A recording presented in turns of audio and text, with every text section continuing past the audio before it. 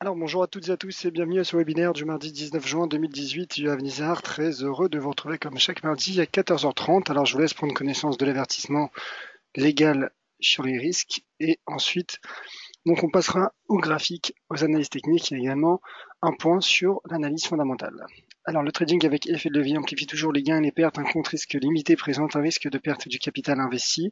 L'investissement sur compte titre présente un risque de perte en capital. IG fournit exclusivement un service d'exécution d'ordre. Cette présentation est donnée à titre indicatif et ne saurait être considérée comme un conseil ou une recommandation. Voilà, donc je vous rappelle bien évidemment que vous disposez du chat pour réagir, laisser vos commentaires, poser toutes vos questions. Apparemment, le son et l'image fonctionnent bien. Merci mon cher Jacques. Et bonjour donc à toutes les personnes présentes sur le chat. Bonjour à Didier, Ramzi, Wabi, Jacques, Christian, notre Didier, et sauf, et mon prénom, bien sûr, et bien Yoav. Voilà. Voilà donc pour cette introduction, on va débuter ce webinaire. On va passer au graphique du DXY simplement pour rappeler le contexte sur le Forex, également le contexte haussier du dollar américain. On parlera également ensuite des matières premières avec l'once d'or et le pétrole bien sûr qui est l'actif à suivre cette semaine avec la traditionnelle réunion de l'OPEP attendue comme vous le savez vendredi. Attendu vendredi donc. Voilà, c'est pour la réunion donc traditionnelle dans laquelle l'OPEP pourrait annoncer l'augmentation de sa production. Mais revenons d'abord sur le Forex avec le dollar américain qui est haussier, au dollar américain qui atteint, vous voyez, un plus haut annuel, nouveau plus haut annuel, ce qui va expliquer, on le verra un peu plus tard dans ce webinaire, également la chute du cours de l'once d'or qui est inversement corrélé avec le dollar américain, l'once d'or qui a atteint, à contrario justement, un plus bas annuel. Mais en tout cas, pour revenir sur l'analyse technique du DXY, le dollar américain, qui donc finalement est désormais confronté à cette résistance, à tout le moins à ce sommet à 95,21 et qui pourrait donc en cas de franchissement relancer et accentuer sa hausse, sa remontée entamée mi-avril d'ailleurs, et atteindre, donc en tout cas se projeter sur cette résistance à 97,40. Voilà, donc le dollar américain qui est haussier et ce qui explique notamment cette évolution baissière du taux de change euro-dollar. L'euro-dollar qui a bien sûr, on s'en rappelle et comme on le voit sur ce graphique, a chuté suite à l'intervention jeudi de la BCE et de Mario Draghi. L'euro qui reste fragilisé donc par ce discours accommodant, réitéré par Mario Draghi à Sintra. Donc là, en effet, je parle de l'analyse fondamentale. Les fondamentaux sont finalement principalement basés sur ce qui se dit lors de ce forum de 3 jours à Sintra au Portugal, forum des banquiers centraux, dans lequel bien évidemment Mario Draghi intervient, est déjà intervenu et continuera à intervenir d'ici demain. Il y aura également donc Jérôme Powell qui interviendra demain et d'autres finalement je dirais membres des comités de politique monétaire de la Fed notamment, mais en tout cas pour le moment, et d'autres banquiers centraux aussi, mais en tout cas d'un point de vue technique, donc l'euro-dollar reste baissier, l'euro-dollar qui a formé un petit drapeau de continuation, qui en est sorti par le bas d'ailleurs, donc le signal baissier en intraday a été donné par cette cassure de cette toute petite oblique, vous voyez, cette sortie par le bas de ce drapeau. Alors désormais, on effet bien qu'il y ait un risque baissier sur l'euro-dollar, un risque baissier, je dirais, donné par la dynamique et la tendance du cours. Je pense qu'un rebond pourrait prendre prochainement forme sur l'euro-dollar pour plusieurs raisons. La première, c'est ce seuil à 1,15, seuil qui a fait rebondir, on se rappelle, fin mai, le taux de change euro-dollar, qui est également donc l'ancienne résistance majeure. Vous voyez, ancienne résistance majeure du taux de change euro-dollar. Bon, elle n'est pas tracée, mais je la trace très rapidement. Voilà, sans l'ajuster. Je pense que voilà, vous vous en rappelez tous de cette résistance. Alors il y a un 15,52, on peut en effet ajuster, mais c'était surtout principalement finalement ce range entre 1,05, 1,0450 et 1,15 grosso modo 14,50. Donc, en tout cas, d'un point de vue technique, lorsqu'on regarde ce graphique avec plus de recul, on se rend compte que quoi? On se rend compte que le cours, alors je supprime simplement voilà, ces annotations, on se rend compte qu'il y a une magnifique inversion de polarité qui pourrait donc soutenir le taux de change euro-dollar. Et je reviens rapidement sur des unités de temps inférieures, puisque là, en effet, si on regarde, si on analyse le RSI, il n'y a pas de divergence, mais on sent un RSI qui tente de résister. Et en revanche, sur les 4 heures, il y a une contradiction entre prix et momentum.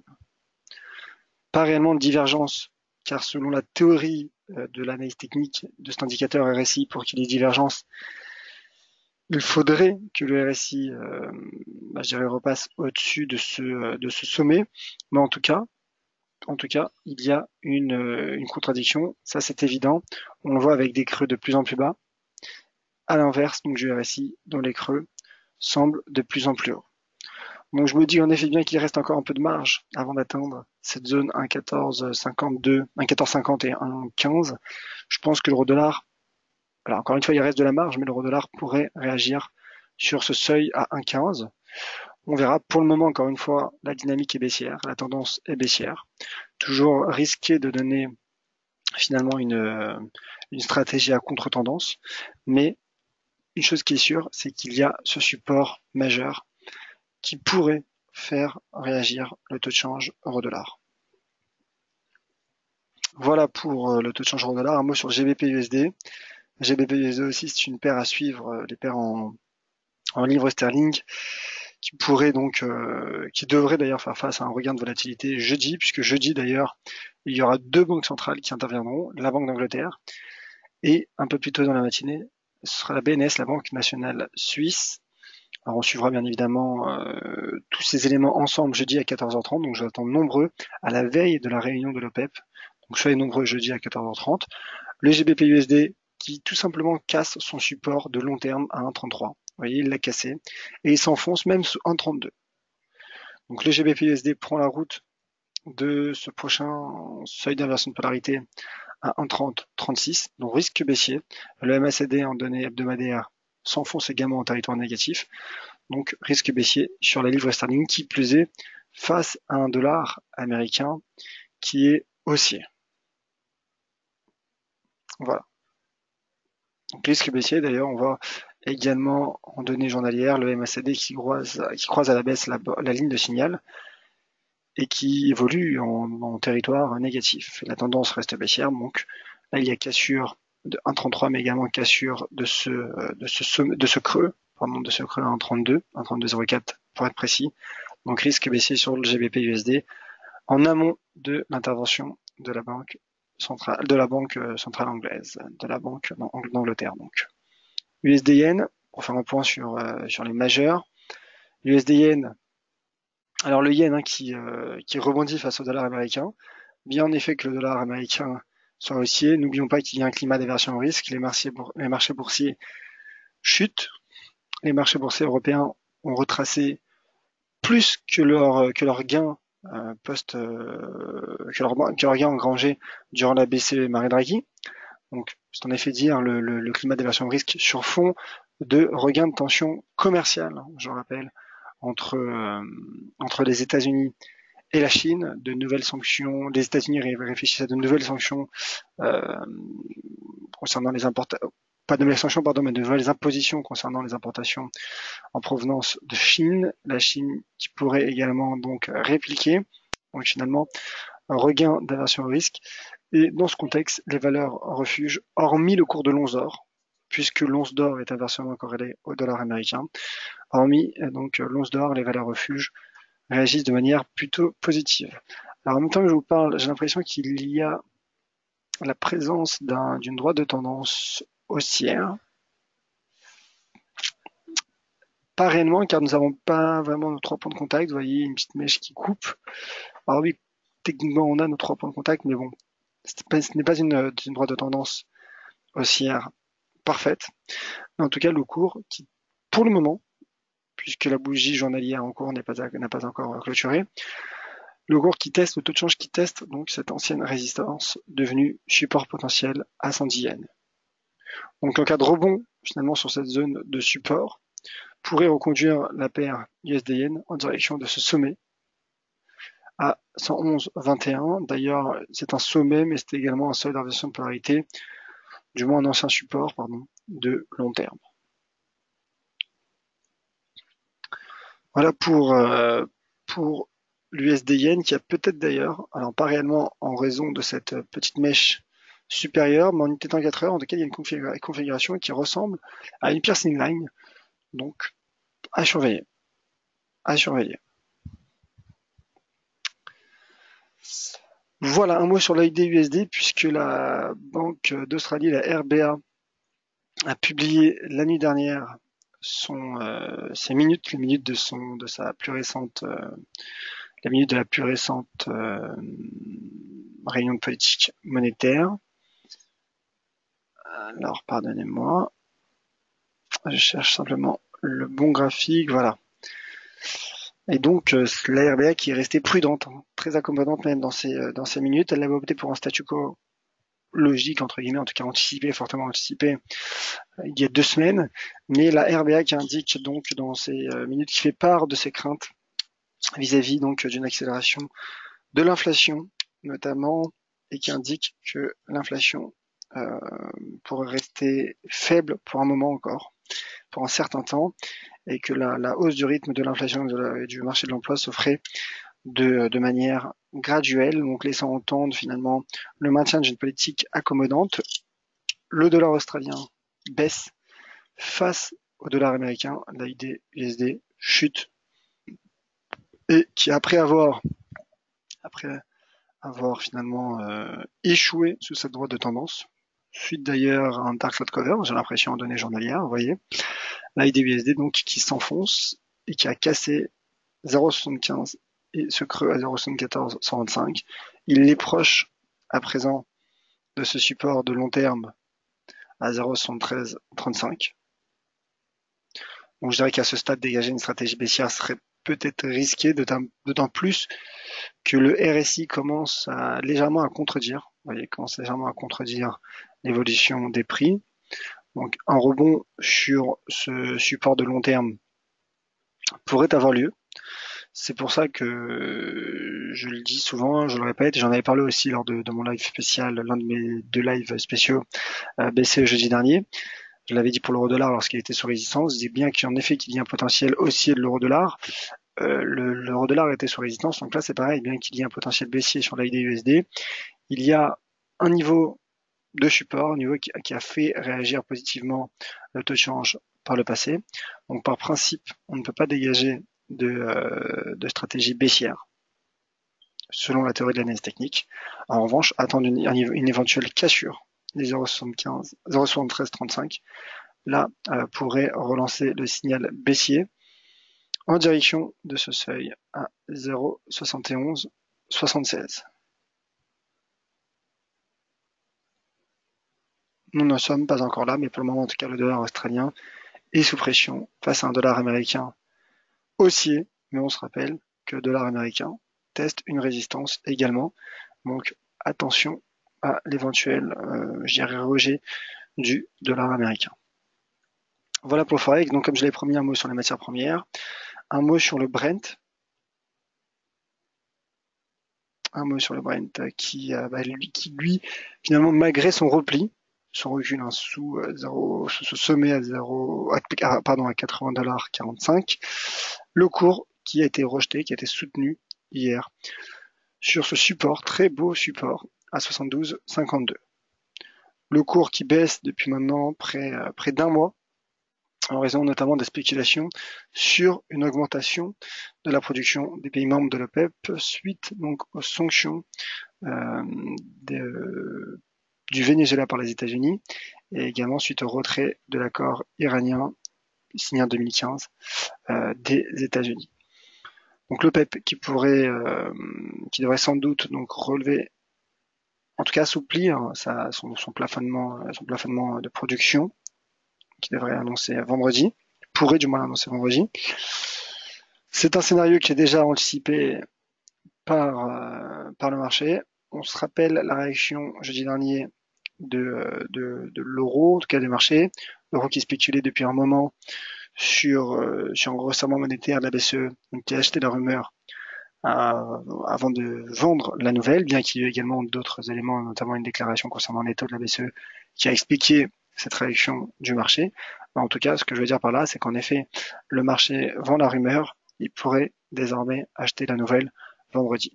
On verra tout cela, bien évidemment, c'est toujours difficile, je dirais, de se projeter sur la réaction du marché. C'est un peu du 50-50 lorsqu'il y a un événement de cette ampleur. En tout cas, une chose qui est sûre, c'est que le cours du Brent pour le moment tient un niveau de support à 72,52 et teste un autre niveau de support à présent à 74,54 en cas de pullback haussier sur ce niveau, le cours qui pourrait donc rebondir en direction des 77,87. L'once d'or à présent, once d'or donc comme je l'ai dit, nouveau plus bas annuel, once d'or qui s'enfonce après avoir cassé cette zone de support correspondante donc composée de cette oblique haussière formée depuis le mois de décembre 2016 et de ce niveau de support horizontal à 1290 $, le cours qui tentait de se stabiliser ce matin sur 1280 avant tout simplement de reprendre sa marche baissière en direction de ce support de moyen terme à 1266 $ pendant que le RSI en données journalières croise à la baisse la borne 30, donc marché baissier, risque baissier pour le cours de l'once d'or. Un mot sur les bourses, le CAC 40 qui lui aussi s'enfonce, qui a cassé donc sa droite de tendance haussière, qui le soutenait pourtant depuis le mois de mars dernier, et qui a cassé également ce niveau de support horizontal, même un beau seuil d'inversion de parité de long terme, à 54,20, le cours qui teste désormais 53,58. Donc en cas de rebond sur ce niveau, le cours qui pourrait de nouveau se projeter en direction des 5500 points. Et encore une fois, pour le moment, il y a un risque baissier. Donc, en cas de cassure des 53 et 58, des 5358, pardonnez-moi, le cours du CAC 40 qui pourrait donc s'enfoncer en direction des 5300 points, puisque ça revient à ce que je disais tout à l'heure sur, je ne sais plus sur quel actif, mais bien qu'il y ait un risque baissier au niveau notamment de la tendance, le cours reste sur un niveau de support.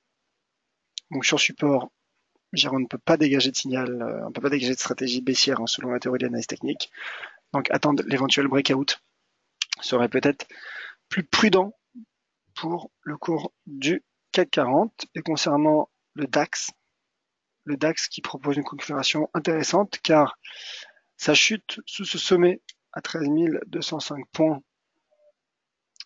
l'a reconduit sur une ancienne résistance majeure à 12 605 points qui fait réagir pour le moment le marché. Cette résistance qui est située très proche des 38,2% de retracement de cette jambe haussière sur les niveaux de Fibonacci et donc soutenu par cette zone très étroite d'ancienne résistance, donc désormais de support, le DAX qui pourrait rebondir en direction des 12 893 points.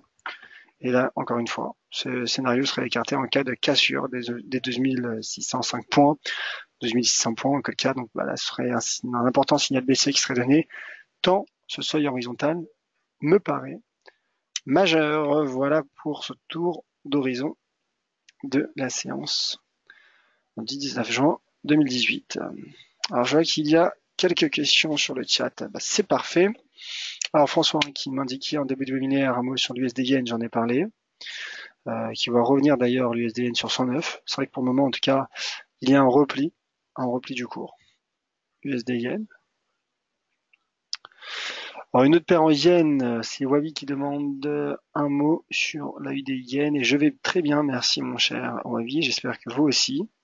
Je souhaite de passer une très bonne journée à vous également.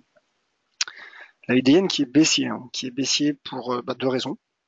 La baisse de la USD, la baisse donc du dollar australien suite aux minutes, et la hausse du yen suite, comme expliqué, en raison de ce climat d'aversion au risque. Donc là, le cours qui est en train de casser un niveau de support à 78,45. Je regarde si on peut peut-être ajuster ce niveau de support. Je pense qu'il serait peut-être plus intéressant de mettre le niveau de support sur les... Alors, je regarde ça d'abord, ce n'est pas un niveau de support à 78,45, pardonnez-moi. J'ai l'impression qu'il y a une erreur, voilà, 81 445, je prie de m'excuser. Donc, là, c'est le premier élément. Mais je pense que ce niveau de support pourrait peut-être ajusté à court terme, puisque là, en effet, il s'agit d'un niveau de support de long terme. Hein.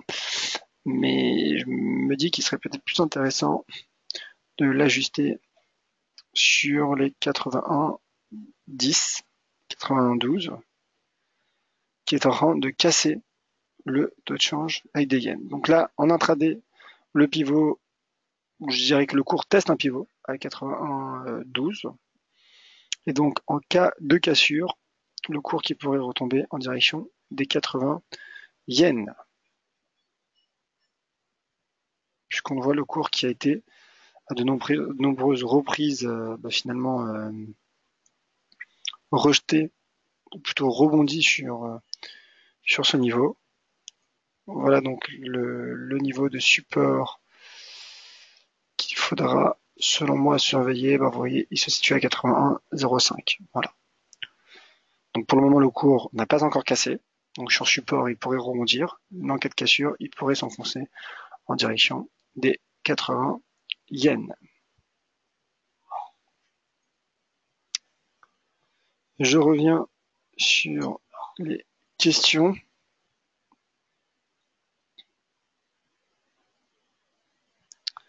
Alors,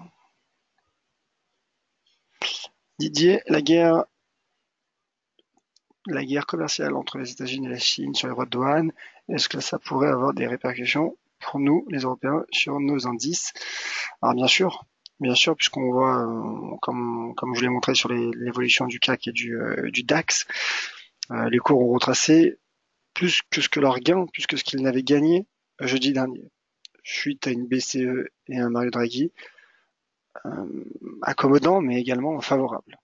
Donc oui, en effet, cela procure un climat d'aversion pour le risque, et également les craintes également liées aux économies, notamment aux exportations européennes vers les États-Unis, notamment dans le secteur automobile allemand en l'occurrence.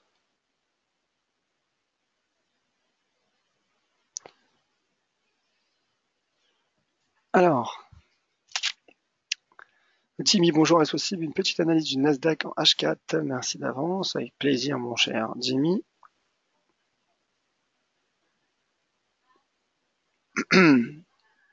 Alors, le Nasdaq.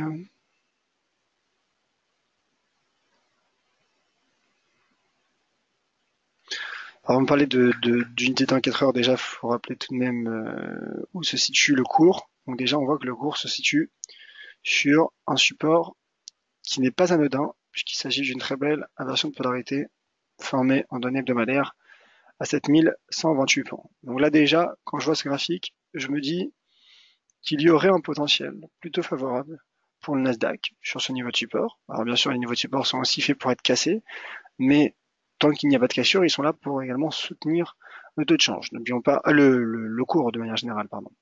La tendance est largement haussière, la tendance de fond, bien qu'à court terme, ce soit un repli, mais c'est du très court terme. Donc, il s'agit d'un seul inversion de polarité en données journalières. Donc, en données 4 heures, je pense que l'on retrouve un niveau de support. J'ai l'impression. Que l'on peut ajuster ce niveau de support à 7160 points, suite à l'apparition d'un marteau en unité de temps 4 heures. Donc là, je pense que le Nasdaq pourrait rebondir. Encore une fois, la dynamique est pour le moment baissière, mais le cours est soutenu par une zone de support et également par un marteau en unité de temps 4 heures. Donc je me dis qu'un rebond du Nasdaq pourrait prendre forme prochainement, et que le cours qui pourrait donc se projeter en direction de ce premier sommet, de ce sommet du mois de juin, formé début juin, donc proche des 7227 points. Le scénario serait validé en cas de cassure des 7128 points.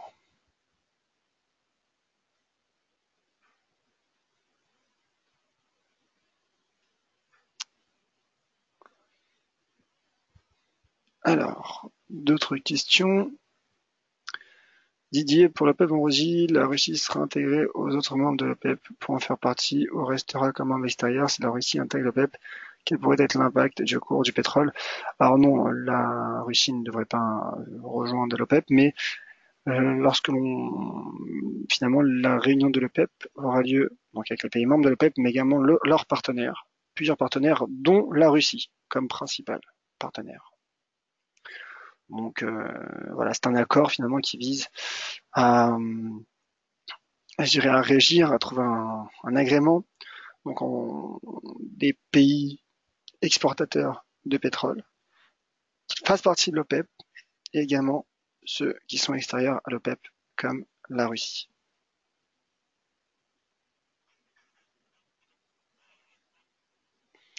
Alors Catherine, bonjour et désolé, j'arrive juste. Est-ce que je peux écouter s'il est enregistré car le Forex m'intéresse beaucoup? Oui, ce webinaire est enregistré et il devrait être mis en ligne dans peu de temps après la fin de ce webinaire. Merci ma chère Huguette, merci pour ce message. Jacques, sur le Forex, au-delà de 1,1640 sur l'euro-dollar, peut-on considérer qu'il s'agit d'une hausse intéressante? Alors, sur l'euro-dollar, hein, comme je l'expliquais, alors je me replace sur mon graphique. Alors, 1,1640 en effet, qui est un seuil d'inversion de polarité que j'ai ajusté ce matin à 1,1646. Alors oui, en effet. De manière générale, sur l'euro-dollar, je pense que là, le prochain seuil à surveiller à court terme se situe à 1,15. Alors oui, le cours pourrait ne jamais y retomber. En tout cas, il en est proche. Comme je disais, il y a un RSI qui commence à diverger quelque peu, qui commence à contredire l'évolution des prix, en tout cas en unité de temps quart heure. Et c'est surtout donc ce niveau de support majeur à 1,15. Donc je me dis que sur 1,15, l'euro-dollar pourrait rebondir. Il reste en effet un peu de marge pour qu'il puisse poursuivre son repli. Mais là, en l'occurrence, le signal serait donné, le signal serait donné en fonction de ce pivot à 1,15. C'est-à-dire qu'une cassure des 1,15 clairement renforcerait le risque baissier sur le taux de change euro-dollar. Mais toutefois, en rebond sur 1,15 pourrait reconduire d'une part le taux de change euro-dollar sur 1,1646 sur du court terme. Et ensuite, je vous ai mis donc les niveaux qui me semblent les plus pertinents, notamment un 17,28, qui est un niveau qui correspond donc à un très beau niveau de chartiste. Vous voyez, magnifique seuil d'inversion de polarité, quasiment parfait, qui correspond également donc au 23,6% de retracement selon les niveaux de Fibonacci, et bien évidemment cette résistance à 1,1828 qui a fait du moins sous lequel l'euro-dollar a échoué suite à l'intervention de la BCE jeudi dernier. Ramzi qui demande un mot sur le gold. Alors brièvement, car j'en ai parlé l'heure avance. Donc le gold qui effectue un niveau plus bas annuel, comme le rappelait mon collègue de DailyFix arabique, Mahmoud. Et le cours qui donc, après avoir cassé cette zone de support, composée donc de cette droite de tendance haussière et de ce seuil horizontal à 1290$, et qui tentait de tenir ce matin, sur ce niveau de support de long terme également à 1280$, a finalement chuté, a fini par chuter, et il semble prendre la direction des 1266, qui est selon moi le prochain niveau de support majeur et de long terme à surveiller sur l'once d'or.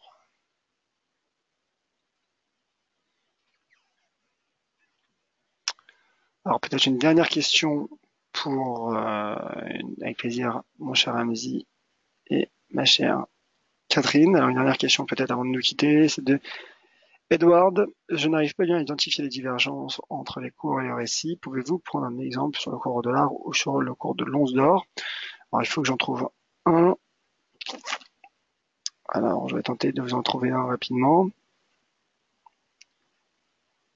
Alors j'ai écrit un article sur le site dailyfx.fr. J'invite à retrouver dans la case recherche, vous mettez RSI, l'onglet formation.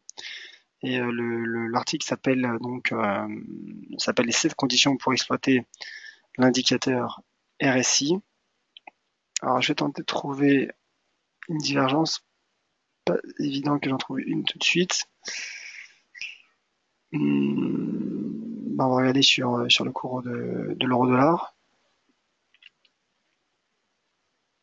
Alors sur le cours du pétrole, il y avait une connue en données hebdomadaires. Alors je mets le RSI déjà, bien évidemment. Puis il y avoir également des divergences avec le MACD, bien sûr. Le principe étant quasiment le même. Alors, si je me rappelle bien, il y en avait une en données hebdomadaires sur le pétrole. Vous voyez typiquement là, nous avions des creux de plus en plus bas, à la différence d'un RSI dont les creux étaient de plus en plus hauts. Voilà, grosso modo, c'est en tout cas cette idée qu'il faille retenir. Maintenant, encore une fois, il y a des conditions spécifiques, donc je vous invite à retrouver mon article. Il me semble que je l'ai retweeté d'ailleurs ce matin, donc n'hésitez pas à jeter un œil sur mon Twitter, @YoavNizar. Voilà, bon, je pense avoir fait le tour des questions. Merci à toutes et à tous d'avoir été une nouvelle fois nombreux, à la fois à ce webinaire, mais également sur le chat. Merci à tous. Donc je vois qu'il y a encore d'autres questions. Malheureusement, je n'aurai pas le temps d'y répondre. Désolé ma chère Catherine, car je dois laisser l'antenne. Donc j'ai tenté d'en reparler du FTSE jeudi, puisque de toute façon il y aura la Banque d'Angleterre et donc on reviendra sur l'intervention de la Banque d'Angleterre et sur l'intervention de la Banque nationale suisse. Donc jeudi 14h30, je vous attends nombreux pour mon prochain webinaire sur DailyFX. Et d'ici là, bien évidemment, on se rejoint pour toutes les autres analyses sur Twitter, @YoavNizar. Voilà, si vous avez des questions, n'hésitez pas à me relancer sur Twitter. Je tenterai d'envoyer un graphique, une analyse graphique dans l'après-midi si j'y pense. En tout cas, n'hésitez pas à me relancer et à me poser toutes vos questions, @YoavNizar. Merci à toutes et à tous. Donc on se retrouve jeudi de vive voix pour un webinaire qui annonce également un très intéressant avec la Banque d'Angleterre, la Banque nationale suisse à la veille de la réunion de l'OPEP. Donc soyez nombreux et je vous souhaite à toutes et à tous de passer une très bonne après-midi.